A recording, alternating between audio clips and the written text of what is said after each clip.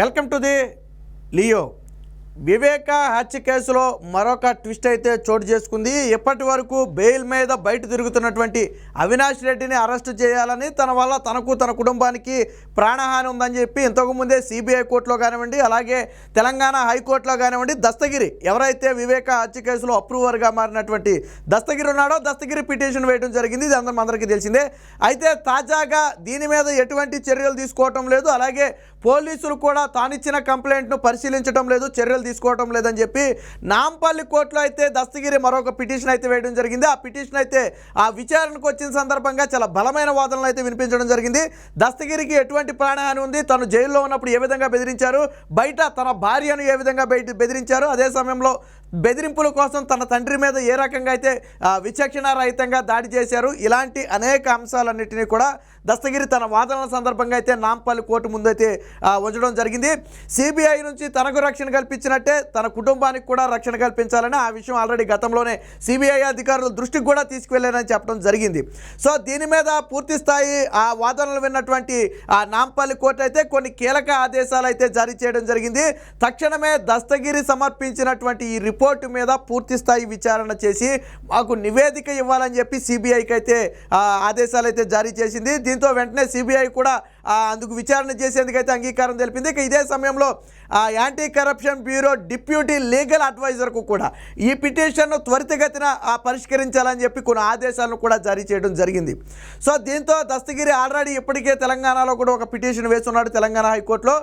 తన నుంచి అంటే అవినాష్ రెడ్డి నుంచి తనకు ప్రాణహాని ఉన్న నేపథ్యంలో తన బెయిల్ రద్దు చేసి జైలుకు పంపాలని చెప్పి ఒక పిటిషన్ వేశాడు. సో ఆ పిటిషన్ సందర్భంగా కూడా మనకు తెలుసు, ఏదైతే బెయిల్ ఇచ్చే సందర్భంలో ఉన్నటువంటి షరతులు ఉంటాయో, అంటే ఎవరిని ప్రభావితం చేయకూడదు, ఎవరిని బెదిరింపు చేయకూడదు, కేసుకు సంబంధించి ఎటువంటి విషయాల్లో ఇన్వాల్వ్ కాకూడదు అని చెప్పి కొన్ని షరతులు ఉంటాయి. ఆ షరతులన్నిటినీ కూడా అవినాష్ రెడ్డి పూర్తిగా ఉల్లంఘించి బహిరంగంగా నన్ను జైల్లో బెదిరించే ప్రయత్నం చేశారు, నా వద్దకే డబ్బు తీసుకొచ్చారు, నా భార్యను లేకపోతే నా కుటుంబాన్ని కూడా హింసిస్తాము, వేధిస్తామని చెప్పి బహిరంగంగా అయితే విమర్శలు చేశారు. కావాలంటే జైల్లో ఉన్నప్పుడు నన్ను కలిసినటువంటి సీసీటీవీ ఫుటేజ్ అన్నీ కూడా మీరు బయటికి తీస్తే అర్థమవుతుందని చెప్పి ఆల్రెడీ చెప్పడం జరిగింది. సో అదే సమయంలో డబ్బు ఆశ చూపటమే కాకుండా మీ కుటుంబానికి ప్రభుత్వ ఉద్యోగాలు ఇప్పించే బాధ్యత నాది, అవసరమైతే అవినాష్ రెడ్డి, జగన్ రెడ్డి, భారతీ రెడ్డి ఈ ముగ్గురితో కూడా ఫోన్లో మాట్లాడించి నేను హామీ ఇప్పిస్తానని చెప్పి చెప్పినట్టుగాను చైతన్య రెడ్డి అనే ఒక వ్యక్తి చెప్పినట్టుగాను గతంలో దస్తగిరి ఈ కంప్లైంట్లో అయితే పేర్కొనడం జరిగింది. ఇదే సమయంలో ఎప్పుడైతే తన కుటుంబాన్ని చంపేస్తామని చెప్పి అటు జైల్లో కానివ్వండి, ఇటు భార్య షబానాను కానివ్వండి గతంలో బెదిరించారు, దాంతో తెలంగాణ నుంచి నాకు రక్షణ కావాలి, తెలంగాణ పోలీసుల నుంచి రక్షణ కావాలని చెప్పి గతంలో ఎవరైతే తెలంగాణ సీఎం రేవంత్ రెడ్డి ఉన్నాడో ఆ రేవంత్ రెడ్డికి కూడా కొన్ని వినతులు అయితే పంపడం జరిగింది. సో మొత్తంగా ఇప్పుడు ఏదైతే వివేక హత్య కేసు ఉందో అది కీలక పరిణామం చోటు చేసుకోబోతుంది. ఒకవేళ అవినాష్ రెడ్డి చేసినటువంటి ఈ కుట్రలన్నింటినీ కూడా ఇటు నాంపల్లి కోర్టు ఆల్రెడీ సిబిఐ విచారణ చేయమని ఆదేశాలు ఇచ్చింది, మరోపక్క హైకోర్టులో ఆల్రెడీ పిటిషన్ వేస్తున్న నేపథ్యంలో ఇది కూడా విచారణకు రాబోతుంది.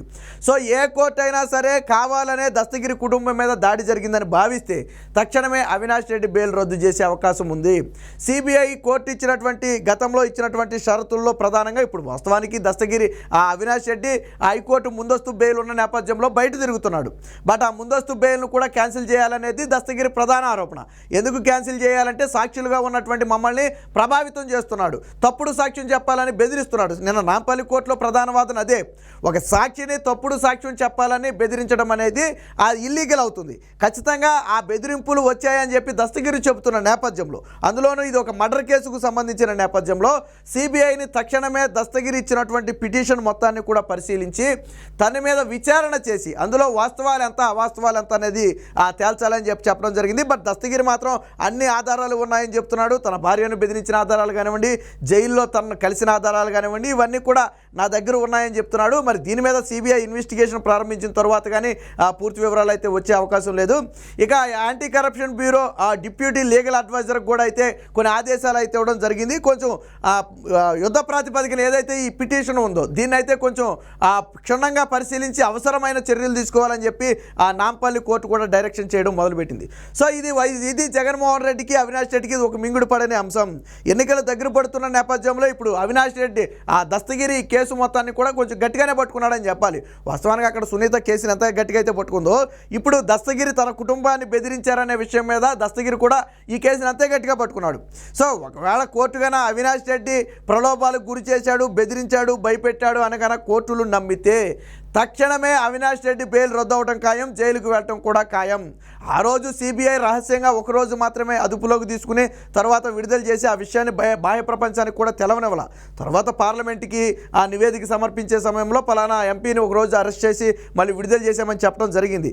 ఆ వెంటనే అవినాష్ రెడ్డి హైకోర్టు నుంచి, తెలంగాణ హైకోర్టు నుంచి ఆ ముందస్తు బెయిల్ తీసుకుని ఆ బెయిల్ మీద బయట తిరగటం జరుగుతుంది.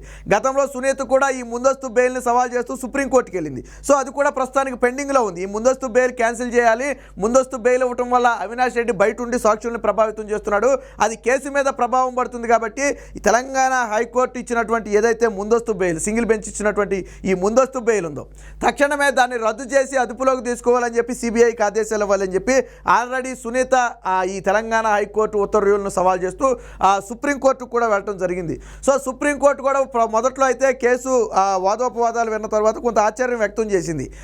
ఇలాంటి సమయంలో ఎలా ముందస్తు బెయిల్ మంజూరు చేశారని ఆశ్చర్యం వ్యక్తం చేసింది. కానీ తదుపరి విచారణకైతే కేసు వాయిదా వేసింది. బహుశా అది ఈ వచ్చే నెలలో వాయిదా అయితే రాబోతున్నట్టుగా ఉంది. సో అందులో ఒక కీలక నిర్ణయం వెలువడే అవకాశం ఉంది. మొత్తానికి ఎన్నికలకు ముందే అవినాష్ రెడ్డి అయితే అరెస్టు దాదాపు ఖాయంగా కనపడుతుంది. ఇప్పటికే అయితే అవినాష్ రెడ్డికి ఇంకొక సోర్స్ ఉంది. తాను ఆల్రెడీ ఎంపీ అభ్యర్థిగా ఉన్నాను కాబట్టి తనకు వెలుసుబాటు కావాలని కోరే అవకాశం ఉందని చెప్పి కూడా కొంతమంది ఆ న్యాయ నిపుణులు చెప్తున్నారు. ఎందుకంటే కడప ఎంపీ అభ్యర్థిగా అవినాష్ రెడ్డి ఉన్నాడు. ఇప్పటికే జగన్మోహన్ రెడ్డి అవినాష్ రెడ్డిని కూడా పెట్టుకుని ఓటేయాలని తిరుగుతున్నాడు. అంటే వివేకాన్ని చంపినటువంటి ఒక హంతకుడిని కూడా పెట్టుకుని మీరు ఈ హంతకుడికే ఓటేయాలని జగన్మోహన్ రెడ్డి చెప్పడం ఏంటని చెప్పి ఆ పులివెందుల కడప జిల్లా ప్రజలు కూడా ఆశ్చర్యం వ్యక్తం చేస్తున్న పరిస్థితి. కాబట్టి తనకు ఎన్నికలు అయ్యే వరకు కూడా నిబంధనలు పక్కన పెట్టి తనకు ఆ ముందస్తు బెయిల్ కొనసాగించాలని చెప్పి అవినాష్ రెడ్డి కూడా కోరే అవకాశం ఉంది. బట్ ఆల్రెడీ ఉన్న కేసు మర్డర్ కేసు, ఇది ఎప్పటి నుంచో విచారణ జరుగుతుంది కాబట్టి పక్కా సమాచారంతో గన ఆ సిబిఐ గన గట్టిగా కోర్టులో గన వాదనలు వినిపిస్తే ఖచ్చితంగా అవినాష్ రెడ్డి బెయిల్ రద్దయ్యే అవకాశం ఉందని చెప్పి అయితే తెలుస్తుంది. ఏది ఏమైనా దస్తగిరి రూపంలో అవినాష్ రెడ్డికి ప్రమాదం పొంచి ఉంది. ఖచ్చితంగా తన బెయిల్ రద్దయ్యే వరకు కూడా ఊరుకోనని చెప్పి ఆల్రెడీ చెప్పడం జరిగింది.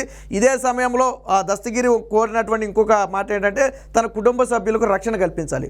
సో నాంపల్లి కోర్టు కూడా దీన్ని కూడా ఒకసారి పరిగణలో తీసుకుని ఆ వాస్తవాలను ఏంటనేది పరిశీలించాలని చెప్పి నిన్న నాంపల్లి కోర్టు అయితే సిబిఐకి అయితే డైరెక్షన్స్ ఇచ్చింది. ఆల్రెడీ తెలంగాణ హైకోర్టులో బెయిల్ రద్దు పిటిషన్ ఉంది. ఆల్రెడీ సుప్రీంకోర్టులో సునీత వేసినటువంటి అవినాష్ రెడ్డి ముందస్తు బెయిల్ రద్దు చేయాలని చెప్పి ఆ పిటిషన్ కూడా ఉంది. సో మొత్తంగా పిటిషన్లన్నీ కూడా విచారణ కీలక దశలో అయితే ఉన్నాయి. ఈ నెల వచ్చే నెలలో పలు పిటిషన్లు అయితే విచారణ పూర్తయ్యే అవకాశం ఉంది. కాబట్టి దస్తగిరి పిటిషన్ గాన పరిశీలించిన సిబిఐ ఆ దాడి కానివ్వండి, బెదిరింపులు కానివ్వండి నిజమేనని గనక నాంపల్లి కోర్టుకి నివేదిక ఇస్తే ఖచ్చితంగా అవినాష్ రెడ్డి బెయిల్ రద్దు చేసి అదుపులోకి తీసుకోమని ఆదేశాలు కూడా జరిగే అవకాశం ఉందని చెప్తున్నారు. సో చూద్దాం. మొత్తానికి ఆ దస్తగిరి రూపంలో అయితే అవినాష్ రెడ్డికి అయితే బట్టి ఎదురు దెబ్బే తగిలింది. ఇప్పుడు ఇదంతా కూడా జగన్మోహన్ రెడ్డి వర్గానికి మింగుడు పడని అంశంగా మారింది. ఎందుకంటే ఎన్నికలు జరుగుతున్న వేళ ఇప్పుడు కోర్టుగాన ఏదైనా అదుపులోకి తీసుకోవాలి, బెయిల్ క్యాన్సిల్ చేయాలని చెప్పి ఆదేశాలు ఇస్తే అది ఎన్నికల మీద తీవ్ర ప్రభావం చూపుతుంది. పైగా కడప అభ్యర్థిగా ఉన్నటువంటి అవినాష్ రెడ్డి మీద మరింత తీవ్ర ప్రభావాన్ని చూపుతుంది. వివేక హత్య కేసులో అవినాష్ రెడ్డి అరెస్ట్ అయితే దాదాపు ప్రజలకు ఇప్పటికే ఒక ఎవరు చంపారనేది వాళ్ళందరికీ తెలుసు. ఇప్పుడు అరెస్ట్ అయితే మాత్రం అదంతా కూడా కన్ఫర్మ్ చేసుకునే అవకాశం ఉంది. ఖచ్చితంగా అది వైసీపీ పార్టీకి కడప, పులివెందుల లాంటి ప్రాంతాల్లో ఎదురు దెబ్బగా మారుతుంది. కాబట్టి తప్పించుకోవడం కోసమే అవినాష్ రెడ్డి అయితే విశ్వ ప్రయత్నం చేస్తాడు. మరి చూద్దాం నాంపల్లి కోర్టు ఆదేశాల మేరకు శ్రీబై ఎటువంటి నిర్ణయం తీసుకుంటుంది, మరి దస్తగిరి హైకోర్టులో వేసిన పిటిషన్ మీద ఎటువంటి నిర్ణయం వస్తుంది అనేది వేచి చూద్దాం.